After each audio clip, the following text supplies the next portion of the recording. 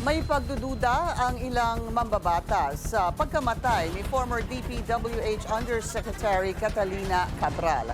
Marami raw kasing makikinabang sa kanyang pagpanaw. Narito ang agenda report ni Hannah T. Ang peking pagkamatay pwedeng magamit para makatakas mula sa criminal liability. Ayon yan kay Senator Kiko Pangilinan. Anya, ayaw niya maging insensitive pero dahil bilyones ang pinag-uusapan sa flood control scandal, ipinapanawagan niya ang pag-iimbestiga sa bangkay ni dating DPWH Undersecretary Maria Catalina Cabral.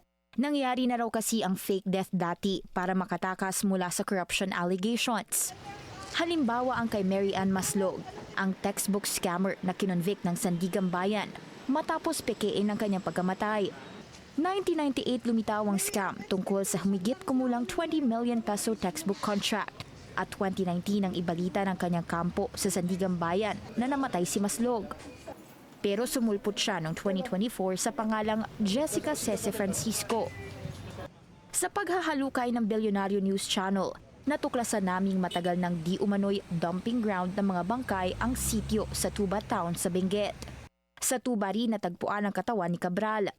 May isang 2019 report na nagsabing may 5 katawan na noon ang natagpuan sa ilalim ng highway sa Tuba at nade-decompose na ang mga ito. Bunsod ng pagkamatay ni Cabral, lumitaw din muli ang footage niya online sa isang House Budget Deliberations nitong Setyembre na may bandage ang daliri. September 5 nangyari ang House hearing at ayon sa netizens, ang pagkabenta ng kanyang daliri ay bunsod ng di umano'y agawan nila ng papeles ni Representative Leandro Leviste na magkita ang dalawa sa opisina ni Cabral isang araw bago ang pagdinig.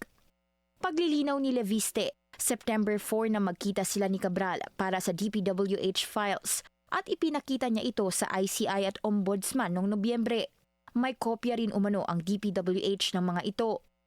Una nang binanggit ni Leviste sa amin na bago pa mag-Setyembre, humingi siya noon kay Cabral ng listahan ng budget ng bawat congressional district. Si Cabral ang itinuturong may kaalaman sa budget insertions at proponent ng mga line items sa DPWH budget, dahilan para sabihin ng ilan na malaking kawalan ng kanyang pagkamatay dahil sa lawak ng kanyang nalalaman sa flood control scandal. Para sa agenda, Hannah T, Bilyonaryo News Channel.